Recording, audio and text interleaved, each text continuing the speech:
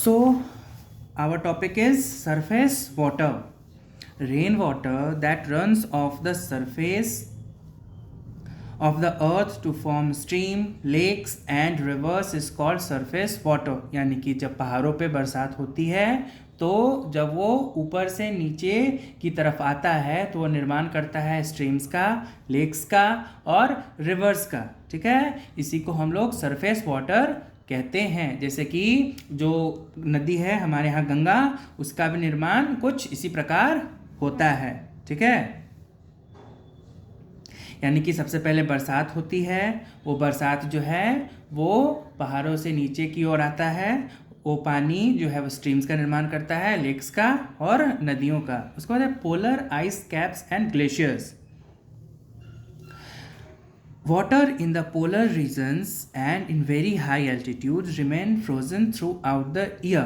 यानी कि वैसा पानी जो कि पोलर रीजन में स्थित है, जैसे कि आर्कटिक और अंटार्कटिका, ठीक है, वहाँ पर बहुत ज़्यादा एल्टीट्यूड होने के कारण पानी जो है वो पूरे साल बर्फ बना हुआ रहता है, जमा हुआ रहता है. It is therefore not available to us except for a small part in glaciers that melts into the rivers. यानी कि जो पानी हमें रिवर्स में प्राप्त होता है वो ग्लेशियर्स का पिघला हुआ पार्ट होता है, और इन ग्लेशियर्स के पिघलने से भी बहुत सारे नदियों का निर्माण होता है. उसके बाद हम लोग देखेंगे ओशंस एंड सीज, यानी कि महासागर और समुद्र. Rivers ultimately flows into the sea, यानी कि जो नदी होता है वो लास्ट में समुद्र में मिल जाता है. जैसे कि गंगा नदी जो है वो निकलती है हिमालय से और लास्ट में ये कोलकाता में हुगली नदी में कनेक्ट होकर गिर जाती है बे ऑफ बंगाल में. ठीक है, they add dissolve salts into the sea. और जब बरसात होती है और वो पहाड़ों पे गिरता है बरसात का पानी, तो अपने साथ बहुत सारा मिनरल्स जो है वो लेके आता है. जिसके बाद क्या होता है कि जो सी में ये प्रोसीजर लाखों करोड़ों साल से होता चला आ रहा है, और जो सी वाटर होता है वो नमकीन हुआ चला जा रहा है. ठीक है, क्योंकि लास्ट जो कलेक्शन पॉइंट है वाटर का वो कहाँ है, समुद्र में या फिर महासागर में. और ये प्रोसीजर करोड़ों सालों से चलता आ रहा है, तो समुद्र का सारा पानी नमकीन हो गया है.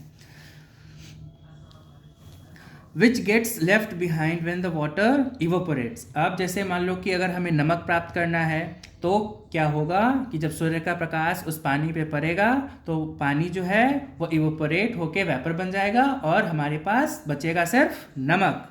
This is why sea water contains large amount of dissolved salts and cannot be used for drinking.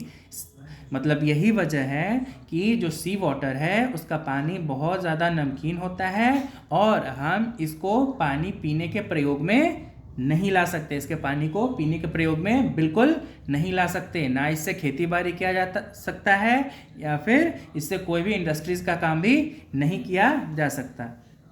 उसके बाद है importance of water for sustaining life. Water is essential for life, यानी कि पानी जो है वह हमारे जीवन के लिए बहुत ज़्यादा महत्वपूर्ण है. A person can live without food for several weeks but without water life can not last for more than few days.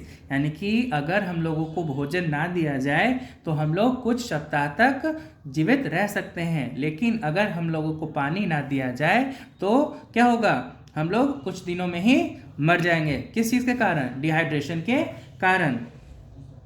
Several life processes in animals and plants need the presence of water. यानी कि जो life process है उसको complete करने के लिए हमारे शरीर में पानी की मौजूदगी जरूरी है.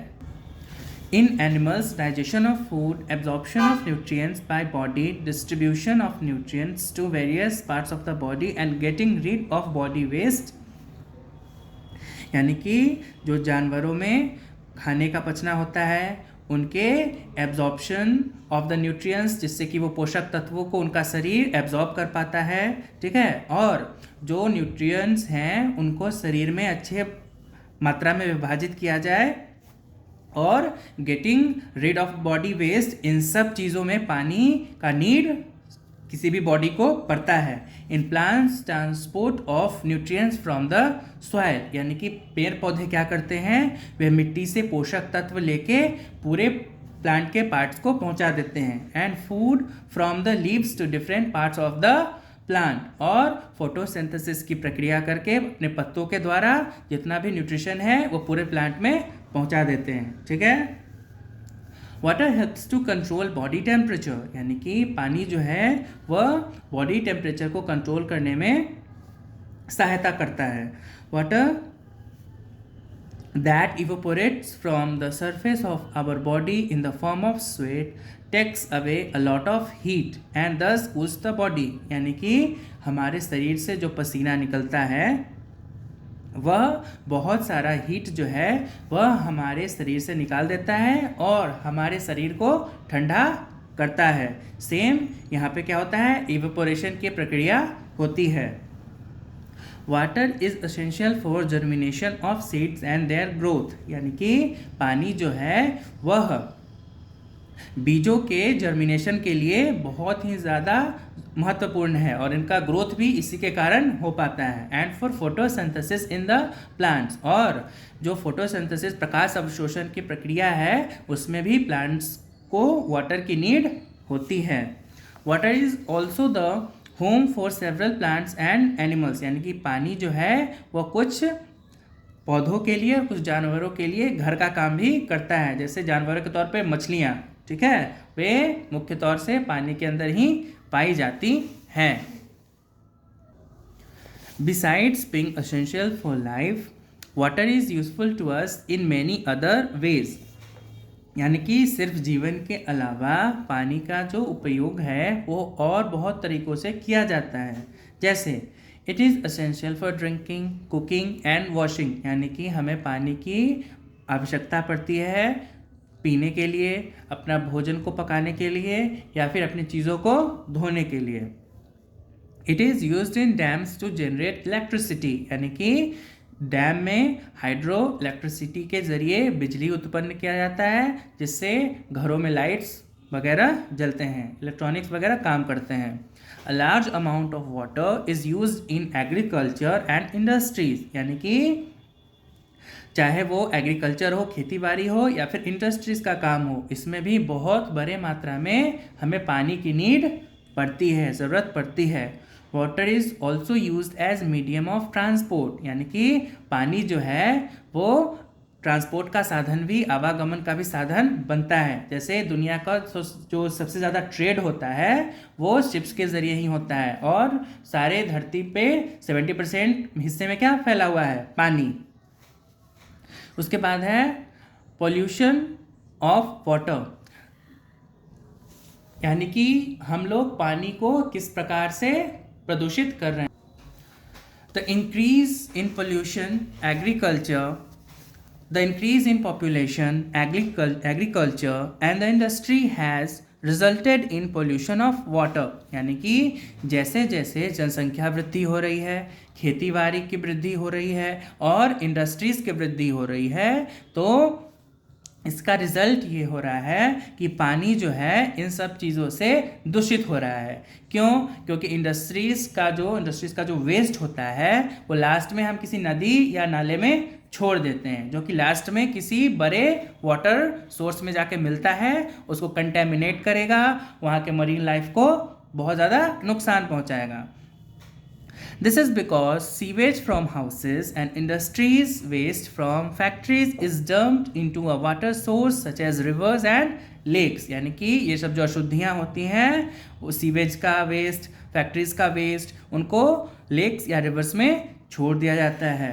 Also fertilizers and pesticides get washed off by rain into water bodies, यानी कि जो हम अपने खेतों में फर्टिलाइजर्स को स्प्रे करते हैं ताकि कीड़े मकोड़े ना लगें, तो जब बारिश होता है तो बारिश के पानी के साथ वो वाटर बॉडी में मिल जाता है, जिससे कि क्या हुआ, वो फर्टिलाइज़र जो था वो डायरेक्ट उस लेक में मिल गया या फिर उस रिवर में वो पानी इन्फेक्टेड वाला पानी मिल गया, जिससे कि क्या होगा, वो उस मरीन लाइफ को नुकसान पहुंचाएगा, वाटर को बहुत ज़्यादा गंदा करेगा। काउजिंग फर्दर पॉल्यूशन, और बहुत सारा जो पॉल्यूशन है वो काउज करेगा। पॉल्यूटेंट्स ऑल्सो सीप into the soil polluting ground water, और हाँ, जो पॉल्यूटेंट्स थे वो ग्राउंड के अंदर चले जाएंगे, जिससे कि सॉइल भी जो होगा वो भी दूषित होगा।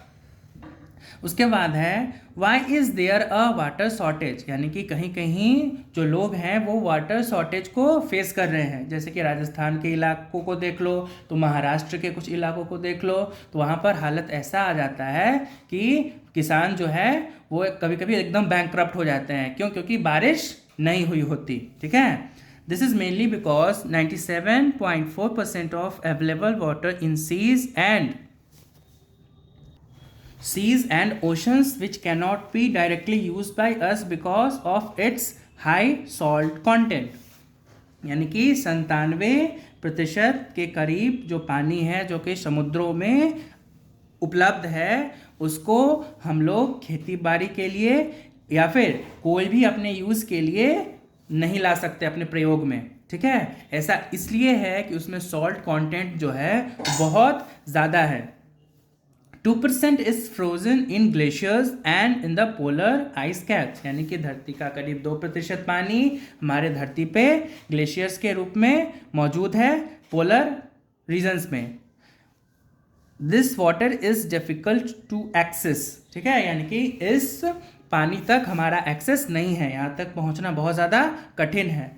0.59% is present as ground water, यानी कि सिर्फ 0.59% जो पानी है वो ग्राउंड वाटर के तौर पे मौजूद है, which is also difficult to access, और यहाँ पर भी एक्सेस पाना बहुत ज़्यादा डिफ़िकल्ट है। Only 0.01% of the water is accessible as fresh water on the surface of the earth, यानी कि लगभग 0.0% जो वाटर है वो एक्सेसिबल है और हमारे धरती के सतह पे पाया जाता है, जो कि फ्रेश वाटर है।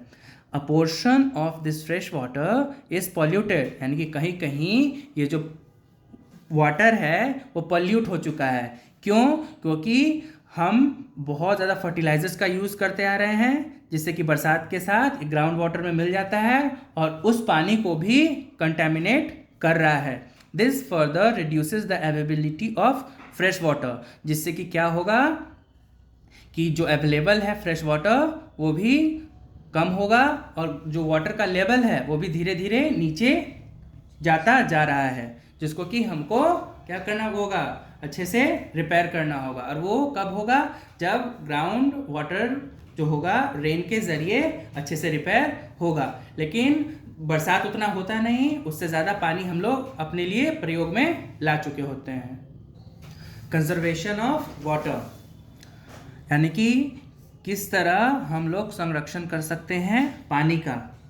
Because of the limited quantity of fresh water available to us, it is necessary to use it carefully, यानी कि हमारे पास लिमिट मात्रा में, सीमित मात्रा में जो साफ पानी है वो अवेलेबल है, तो इसका प्रयोग हमें बहुत ही समझ के करना होगा। ठीक है, conservation of water means it's wise and careful use, यानी कंजर्वेशन ऑफ वाटर का मतलब है कि इसे एकदम सावधानी से प्रयोग में लाना। It means not wasting water and also preventing it's pollution, यानी कि इसका मतलब है कि पानी को बर्बाद ना किया जाए और इसे बचाया जाए दूषित होने से। Some methods of conservation of water are as follows, यानी कि कुछ मेथड्स हैं हमारे पास जो कि यहाँ पे दिए गए हैं। सबसे पहला है wastage of water must be avoided. ठीक है, यानी कि बहुत लोगों का क्या आदत होता है कि लाइक अगर वो ब्रश के लिए गए हैं तो वो ब्रश करते हुए जो सिंक का नल है उसको खोल के छोड़ देते हैं, जब तक उनका ब्रश खत्म नहीं होता वो पानी वेस्ट होता रहता है। तो यहाँ पे हमें वर्क करना चाहिए, पानी का टैप तभी खोलें जब उसकी नीड है, otherwise keep it close. And water should be recycle wherever possible, और पानी को हमें रिसाइकल करके यूज़ करना चाहिए। Water pollution should be reduced by treating sewage and factory waste, यानी कि वाटर पोल्यूशन को कम किया जा सकता है अगर हम सीवेज ट्रीटमेंट लाएं तो, और फैक्ट्री वेस्ट को भी अच्छे से ट्रीट करके हम लोग छोड़ें। अगर उनको उस पानी को हमको रिवर में छोड़ना है तो उससे पहले उसमें जो भी कंटामिनेटेड मटेरियल है जो कि जाके बहुत ज़्यादा दिक्कत काउज करने वाला है, तो उसको हम लोग पहले ही निकाल लेंगे, ठीक है, जिससे कि क्या होगा, पानी जो है वो दूषित नहीं होगा। उसके बाद है trees and other vegetation should be planted, यानी कि जैसा कि हम जानते हैं पेड़ जो है वो बारिश को अट्रैक्ट करता है, तो ज़्यादा से ज़्यादा अगर हम प्लांट लगाएंगे तो वेजिटेशन क्या होगा, आएगा। This increases the absorption of water bye soil and increases the water table, यानी कि यह क्या होगा कि absorption of water, increase the absorption of water, यानी कि एब्जॉर्प्शन ऑफ वाटर को ये बढ़ाएगा, and increase the water table, और वाटर टेबल को भी ये बढ़ाने का कार्य करेगा। उसके बाद है check dams built across streams and small rivers store water that can be use during dry month, यानी कि जो डैम है उसके अंदर यह खासियत होती है कि वो बहुत बड़े मात्रा में पानी को एकत्रित करके रखता है, ठीक है। तो अगर मान लो कि कभी सूखा पड़ा तो हम उस पानी का प्रयोग कर सकते हैं इमरजेंसी के तौर पे। This water is used for electricity generation and for agriculture and house holds when required, यानी कि इस पानी का प्रयोग हम लोग बिजली का निर्माण करने के लिए या फिर खेती बाड़ी में या फिर अपने घर के कार्यों के लिए कर सकते हैं जब भी इसकी ज़रूरत हमें परे। उसके बाद है rain water harvesting. Rain water falling on the roof of a building normally flows down the drains and is not used, यानी कि जो बरसात का पानी हमें प्राप्त होता है जो हमारे छत पे गिरता है वो क्या होता है, प्रवाहित होके या तो नाली वगैरह में चला जाता है, उसका हम लोग कोई भी यूज़ नहीं कर पाते। Rain water harvesting is a method of storing this rain water for later use, यानी कि रेन वाटर हार्वेस्टिंग एक ऐसी प्रक्रिया है जिसमें हम बारिश के पानी को एकत्रित करते हैं और इस पानी का प्रयोग बाद में करते हैं। Rain water harvesting can be done in following 2 ways, यानी कि इन 2 मुख्य तरीकों से आप रेन वाटर हार्वेस्टिंग को कर सकते हो। सबसे पहला है roof top rain water harvesting consist of allowing water falling on the roof of a building to flow into a storage tank, यानी कि जो बरसात का पानी जो आपके छत पे गिर रहा है उसको आप एक ऐसा मार्ग दो, एक ऐसा रास्ता दो ताकि वो बह के एक स्टोरेज टैंक में स्टोर हो जाए। And used for activities such as watering plants, और जैसे कि अगर आपको अपने बागान में पेड़ पौधों को पानी देना है तो आप उसमें इसका प्रयोग कर सकते हो। Alternately, it is allowed to flow into a deep pit in the ground, ठीक है, यानी कि कोई गड्ढा जैसा आकृति हो जिससे कि क्या होगा, ग्राउंड वाटर रिस्टोर होगा, ठीक है, so that it adds to ground water, यानी कि जो पानी है वो वापस धरती के अंदर चला जाए। The rainwater flowing into roadside drains is allowed to flow into deep pits so that it adds to the groundwater, यानी कि जो बरसात का पानी रोड के साइड में बह रहा होता है उसको हम एक पिट्स में उसको रास्ता बना दें ताकि वहाँ पर वो गैदर हो, वहाँ पर वो जमा हो और हमारे ग्राउंड वाटर को क्या करे, रिस्टोर करे। Discuss with your friends and make a complete list, यानी कि आप अपने दोस्तों के साथ थोड़ा विचार विमर्श करो और एक लिस्ट बनाओ। Try to practise as many of these as you can in your daily life, यानी कि आप जितना चाहे जितना आप प्रैक्टिस कर सको करो अपने डेली लाइफ में।